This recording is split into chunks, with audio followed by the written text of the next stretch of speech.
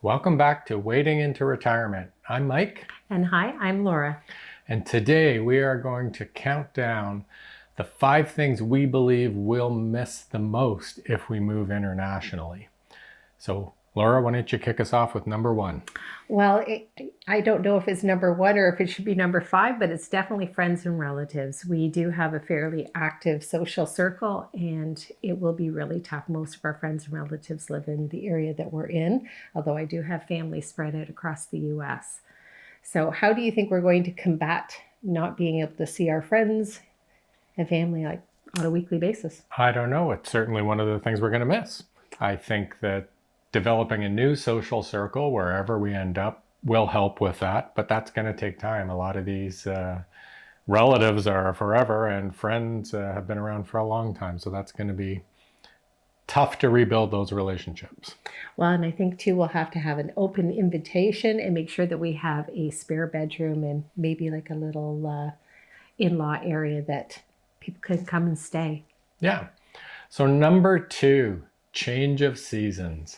So we live in Canada, if you haven't figured out by the accent, and we get all 4 seasons here, and we are currently heading into fall, and the colors just look fabulous. We do. So Laura brought this up as something that she's certainly going to miss. Off the top of my head, I'm not sure that's high on my list right now, but maybe if I get into the monotony of the same temperature every day in more of a temperate climate, I may miss this as well. But I think for me, I like to run. So in the summertime, I find it almost too hot. So fall and spring are my favorite running times. So I think it's not just the change of seasons, but the things that those changes kind of bring forward to us, the pumpkin spice lattes and that type of thing in fall. It certainly is going to not feel the same in a temperate climate. all right, why don't you take us to number 3? So I think for me, and you've been really practicing your Spanish, it's the ease of actually doing things. We jump on the computer, we order the dog's food, we pay our bills, even for getting the sticker, well, I guess the car plates or buying a vehicle and getting those things all changed around. Everything is in English or French, but we speak English. It's just easy to do.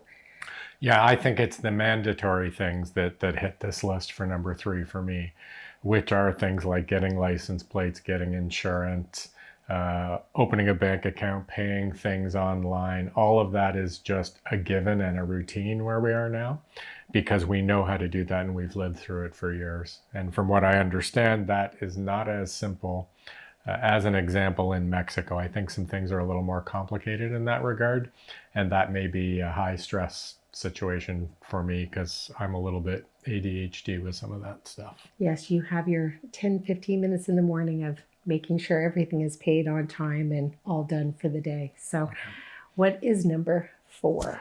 Number 4 is coffee. And this, of course, depends on where we go. Yes. But we have found when we travel, we've had a hard time getting a good cup of coffee like the one we have here. And it could just be that we're used to ours and people could come to our country and drink our coffee and say, oh my God, that stuff's gross. But that seems like it's been a struggle and we've been trying to find a similar cup of coffee elsewhere. So we will miss our regular coffee. Yes, and I identify as a coffee snob because we've taken the barista courses and we've really dived into coffee so much that we have several coffee makers and bean grinders. So that is definitely high on my list, probably higher than number 4 for a decent cup of coffee. And last but not least, it's the routine of the daily things that we do. I think will be hard at first. And it's things like, where's the best yoga studio and the yoga classes, the access to the running room where if I want to run with a group of people, I can easily do so.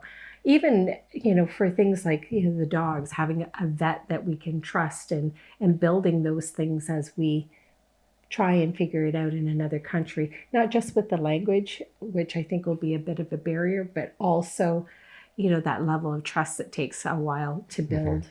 A bookstore comes to mind as well. So we spend a fair amount of time in a local bookstore here. True. And although all of these things I think will be available online, especially if we go to Mexico. I think it's just a different mindset. We're kind of used to the brick and mortar stores. We're used to going out and trying clothes on rather than ordering them online. So I think that will change a little bit, and we may become more online based shoppers and dealing with Amazon in Mexico, wherever that might be. So that will be a change, and a little, I think, concerning, and certainly something that we'll miss in our daily routine here. Well, and I think I'm going to show that I'm a little bit high maintenance, because for me, those things mean like a good hairdresser, a good place to get my nails done, and vet for the dogs. Not that you have to worry about hairdressing, but it's still in all, it's those types of things that we're just so accustomed to going to the same spots now. So I think all of these items can be mitigated. That's the good news. I think they're just hurdles. A lot of the things that we mentioned, we've developed habits or routines around over 50 years. And so trying to come up with those new routines is both part of the fun of moving internationally, because that will consume some time, and you'll learn and have, I'm sure, some funny moments with some of these things. But at the same time, those little things are going to become a struggle. And I think we realize that to start. I think that we have a good mindset. You say hurdles, but then you just follow it right up with adventures. And I think that is the mindset we both have and have embraced, that, they aren't really hurdles and challenges. They're things to explore and kind of have good takeaways from. So with that. Yeah. So that's our 5 things that we'll miss if we move internationally. So please click subscribe and continue to comment on the episodes. We love having the conversations back and forth. And that's it for this week. It would be interesting to hear from those who have already made the transition on the things they actually miss now that they're there too. So if you have those things, feel free to add. Yep. And bye for now. Bye-bye.